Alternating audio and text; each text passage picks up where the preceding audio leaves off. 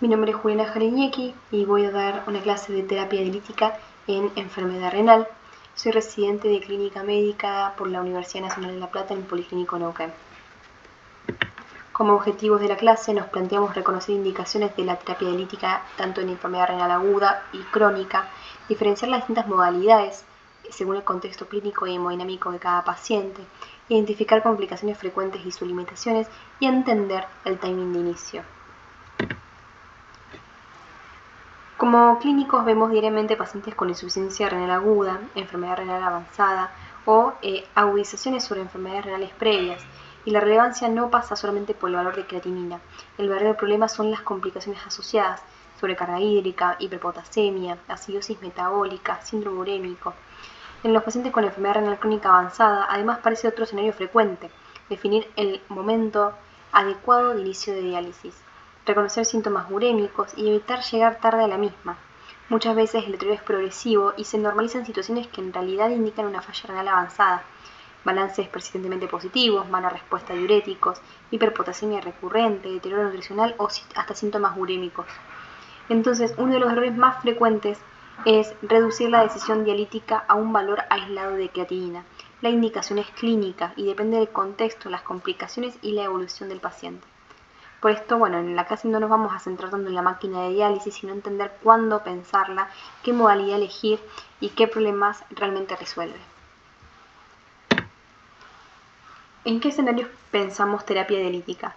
Tenemos dos grandes escenarios, a veces se mezclan y terminamos usando la misma lógica para distintos problemas. Por un lado está la insuficiencia renal aguda, donde la diálisis suele aparecer en un contexto de descompensación aguda, sepsis, shock, nefrotóxicos, falla multiorgánica. Acá el problema principal suele ser una complicación potencialmente inmediata. Hay hiperpotasemia, acidosis, edema pulmonar, acumulación rápida de toxinas. En estos pacientes la decisión es urgente y es dinámica. Por otro lado, también tenemos la enfermedad renal crónica, donde la lógica va a cambiar y ahí no siempre hablamos de una urgencia, sino de progresión sostenida de la enfermedad renal y aparición de síntomas urémicos y complicaciones refractarias.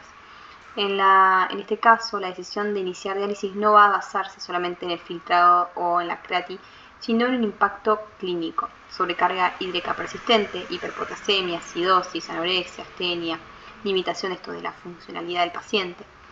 Por eso es importante que, porque muchos pacientes llegan a diálisis de manera desorganizada, sin acceso preparado y en contexto de internación urgente, cuando en realidad podrían haber tenido una transición más planificada. Entonces, hablar un poco de qué reemplaza la diálisis. Cuando hablamos de diálisis es importante entender qué funciones del riñón estamos intentando reemplazar. Y digo reemplazar porque en realidad ninguna terapia dialítica va a compararse lo que realmente hace un riñón normal. La primera función de todas maneras va a ser la eliminación de toxinas urémicas. A medida que cae el filtrado glomerular se van a acumular toxinas que van a estar generando estos síntomas: anorexia, náuseas, encefalopatía, pericarditis, deterioro de la función, deterioro funcional. La segunda es el control de ácido-base. El riñón tiene un rol fundamental que es la regulación del bicarbonato y la eliminación de ácidos, y cuando falla puede aparecer lo que es acidosis metabólica, y en algunos pacientes puede ser severa y refractaria. También reemplaza parcialmente el manejo de electrolitos, sobre todo el potasio. La hiperpotasemia probablemente sea una de las situaciones más temidas y que puede generar arritmias fatales en poco tiempo. Y finalmente, una de las funciones más importantes de la práctica clínica, el manejo del volumen. Muchos pacientes terminan requiriendo diálisis no solo por la urea, sino por la incapacidad de eliminar líquidos, consecuentemente edema pulmonar o sobrecarga hídrica persistente. Pero de todas maneras hay que tener siempre en cuenta que la diálisis no corrige la enfermedad de base, no cura la sepsis, no revierte el daño renal, no reemplaza todas las funciones endocrinas y metabólicas del riñón. Para entender las distintas modalidades de terapia dialítica alcanza con conocer los mecanismos básicos. Primero es la difusión. Acá los solutos se van a mover desde una zona de mayor concentración hasta una de menor concentración a través de una membrana semipermeable, y esto permite eliminar moléculas pequeñas como urea, creatinina, potasio. La hemodiálisis convencional funciona solamente por difusión. Y el segundo mecanismo es la ultrafiltración, en el que el movimiento de agua está generado por gradientes de presión. En términos prácticos, es lo que nos permite sacar volumen y tratar la sobrecarga hídrica. Y el tercero es convección, donde los solutos son arrastrados junto con el agua durante la ultrafiltración. Y este mecanismo lo que nos va a permitir es eliminar moléculas medianas con mayor eficiencia. Las terapias continuas es un tipo de terapia que suele usar este último principio. De todas maneras, las distintas modalidades van a combinar estos mecanismos en distinta proporción según las características del paciente. Las indicaciones de la terapia dialítica en insuficiencia renal aguda nos vamos a guiar por esta memotecnia. La A va a corresponder a acidosis metabólica refractaria. No toda acidosis requiere diálisis, pero cuando es severa, persistente y no responde al tratamiento médico, puede transformarse en indicación médica. La E va a corresponder a alteraciones electrolíticas, fundamentalmente hiperpotasemia, en especial cuando hay cambios hay cambios electrocardiográficos o refractariedad al tratamiento médico. Los cambios que podemos ver son cambios en la onda T a nivel de electrocardiograma. La I es por intoxicaciones dializables. Aunque no es lo más frecuente, hay situaciones donde la diálisis se usa para particularmente remover tóxicos específicos. La O corresponde a overload, es decir, sobrecarga, en este caso sobrecarga hídrica, que es uno de los problemas más frecuentes en internación, que son pacientes oligúricos, balances persistentemente positivos y edema agudo de pulmón refractario diuréticos. Y finalmente la U va a corresponder a sintomatología urémica, encefalopatía, pericarditis, sangrado o síntomas urémicos severos. Uno de los errores más comunes es pensar que la diálisis es una respuesta automática a una creatinina elevada, y en realidad la creatina aislada no nos va a definir la indicación dialítica. Hay que ver el contexto clínico, ver la velocidad del deterioro, las complicaciones y la respuesta inicial al manejo médico. Hablando un poquito muy breve de hiperpotasemia, es una de las situaciones más temidas en insuficiencia renal porque genera estas arritmias que pueden ser fatales en poco tiempo. No toda hiperpotasemia requiere diálisis, pero sí hay escenarios donde debemos pensarla.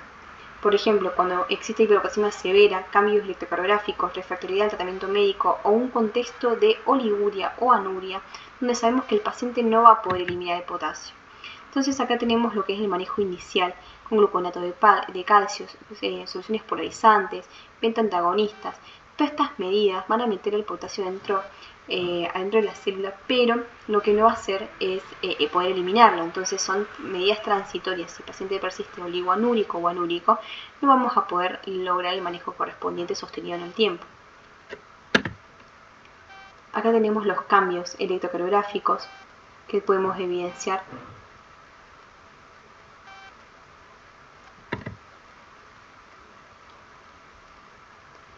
El otro escenario es la sobrecarga hídrica. Muchas veces pensamos la diálisis asociada a urea o creatinina, pero en la práctica clínica una de las indicaciones más frecuentes es justamente la sobrecarga, y se va a ver en pacientes que van a estar oligoanúricos, anúricos durante varios días, con balances persistentemente positivos. El problema no es el edema periférico, sino que va a aparecer cuando el exceso de volumen genere, por ejemplo, edema pulmonar, deterioro respiratorio, aumento del requerimiento de oxígeno. Además, la sobrecarga hídrica sostenida va a asociar peor evolución, más días de, por ejemplo, respiración mecánica y mayor mortalidad.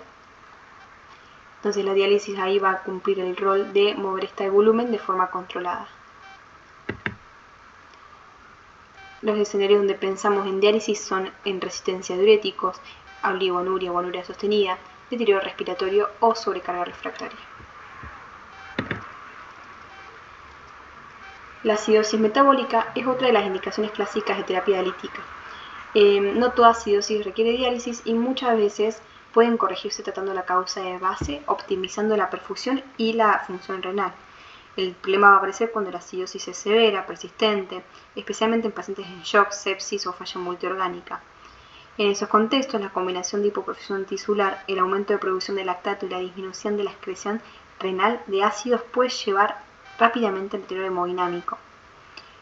A veces el contexto inicial es comenzar con bicarbonato y si bien puede tener un rol importante en algunos escenarios, sus efectos también suelen ser transitorios y limitados cuando la función renal está gravemente comprometida.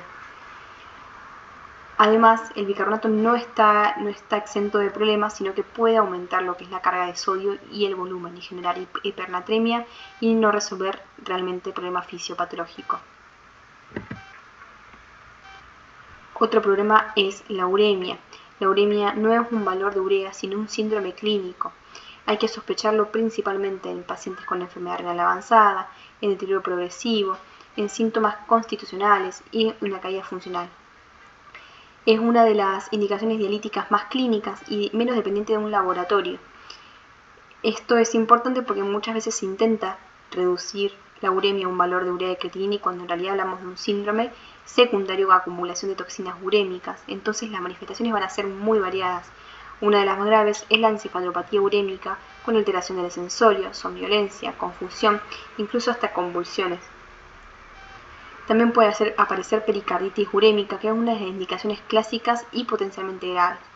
En otro aspecto también tenemos la disfunción plaquetaria que va a generar la urea y que puede manifestarse como sangrado o mayor riesgo hemorrágico. Pero muchas veces la presentación está más insidiosa, presentan anorexia, náuseas, pérdida de peso, astenia, disminución importante en lo que es la calidad de vida. Y esto se ve especialmente en pacientes con enfermedad renal crónica avanzada, donde el deterioro es gradual y tanto el paciente como el equipo médico terminan como normalizando estos síntomas urémicos y son más difíciles de diagnosticar. Hay pacientes con ureas muy elevadas, relativamente asintomáticos y otros urémicos significativos con valores menores. Entonces, la decisión siempre debe integrarse con el contexto clínico y el impacto funcional del paciente. En la enfermedad renal crónica avanzada, la lógica de inicio es distinta a la insuficiencia renal aguda.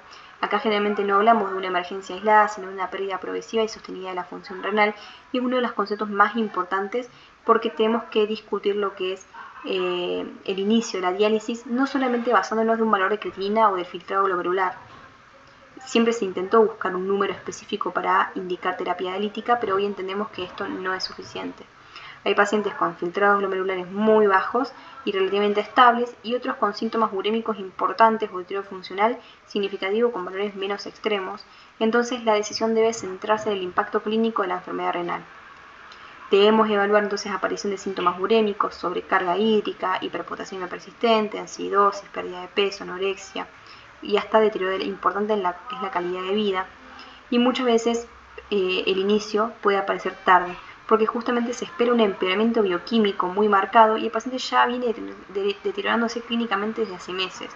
Y esto lleva a internaciones urgentes, necesidades de catéteres transitorios y peores resultados generales. El objetivo ideal de estos pacientes es lograr un inicio planeado, con seguimiento nefrológico, educación del paciente y acceso vascular preparado. Entonces, la enfermedad renal crónica no se dializa un número de Creatinine, sino que se dializa un paciente con complicaciones y síntomas secundarios a la pérdida de la función renal. Por eso es importante la derivación precoz. Muchas veces el paciente renal crónico es conocido, digamos, de su enfermedad hace meses y años, pero recién se solicita la interconsulta con nefrología cuando aparece una urgencia dialítica, y esto termina en lo que es el inicio no planificado de la diálisis.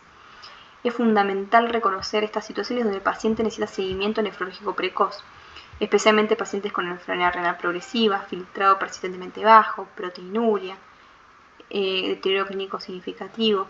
Entonces esto nos habilita a poder planificar. La planificación va a cambiar lo que es el pronóstico y la calidad de vida, y lo más importante es que va también a prepararnos para un acceso vascular que justamente llevan tiempo. Para resumir un poco lo que es el timing de inicio de la diálisis, tenemos la insuficiencia renal aguda con un inicio urgente o diferido, depende de complicaciones agudas y el contexto dinámico y crítico del paciente con la memotecnia que ya estuvimos repasando. La enfermedad renal crónica idealmente es de inicio planeado, va a depender de síntomas y progresión, de un seguimiento longitudinal interdisciplinario y de la calidad de vida y clínica del paciente. Hay distintas modalidades de hemodiálisis. Hablando un poquito de la que es la intermitente, que es la más reconocida, la más utilizada, no necesariamente la mejor, pero su ventaja justamente es la eficacia. Permite corregir hiperpotasemia, acidosis, sobrecarga hídrica, y eso suele utilizarse en muchas urgencias metabólicas. La extracción brusca de volumen puede generar cambios osmóticos rápidos y pueden generar hipotensión y peor tolerancia hemodinámica, especialmente en pacientes sépticos o con algún tipo de shock. No siempre es la mejor opción, más que nada en pacientes en terapia intensiva, pero es con la que más contamos. En la realidad la elección va a depender mucho del estado hemodinámico del paciente y del objetivo clínico, pero bueno, en alguien con vasopresores, con shock séptico o inestabilidad, estos cambios rápidos también pueden empeorar la perfusión y la tolerancia a la diálisis.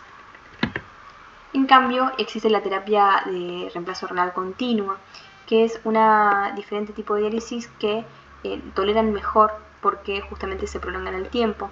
Va a realizar entonces la depuración y extracción de volumen de manera más lenta y continua durante horas o incluso hasta todo el día. Entonces tienen mejor tolerancia hemodinámica. Por eso se pueden utilizar en pacientes con shock, vasopresores o gran inestabilidad y tienen mayor utilidad en pacientes con edema cerebral, hipertensión endocrina, donde los cambios osmóticos pueden ser más problemáticos. Justamente la lentitud es uno de los grandes problemas porque esto va a permitir mayor estabilidad hemodinámica, pero no contamos con dicho tipo de terapia en algunas terapias intensivas. Entonces, la elección de esta terapia dialítica no va a depender de cuánto clearance queremos mejorar, sino de cuánto cambio hemodinámico tolera el paciente.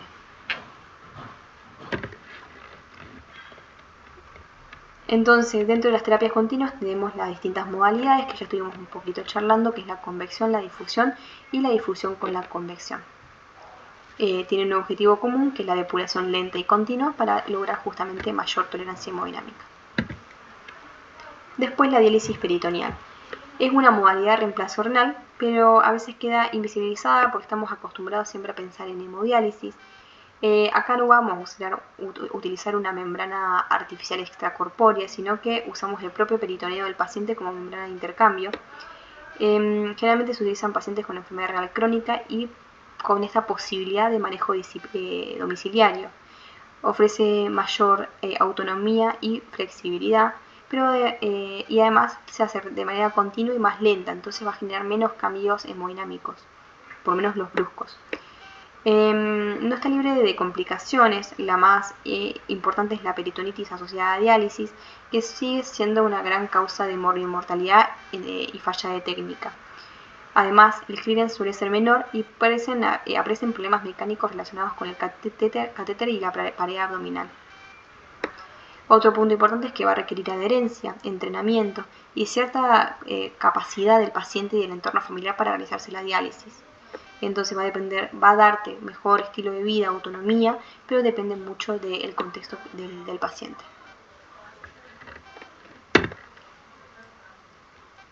Acá tenemos una tabla comparativa entre lo que es la hemodiálisis versus la diálisis peritoneal.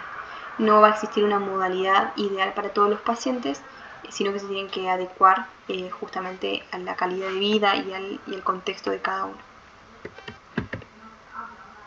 Tenemos distintos tipos de accesos para realizar la diálisis.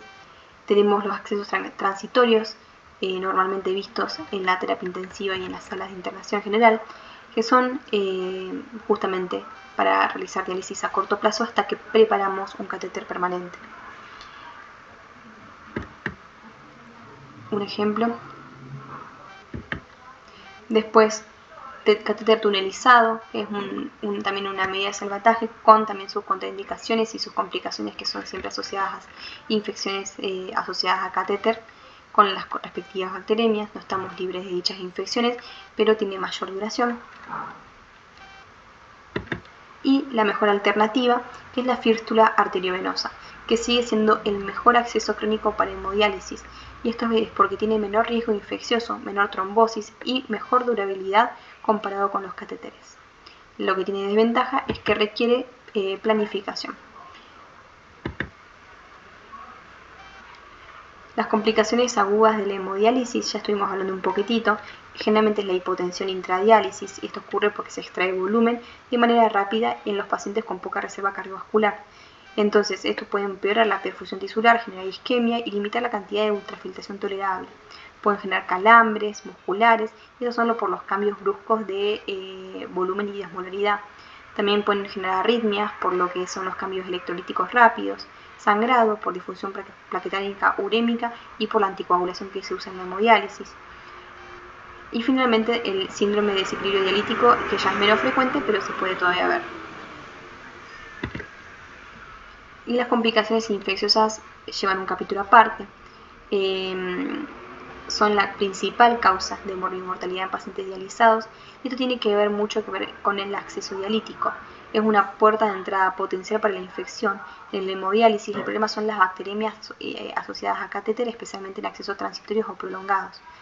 Por eso se insiste tanto en evitar la dependencia crónica de catéteres y priorizar lo que son los accesos definitivos, como las fístulas arteriovenosas.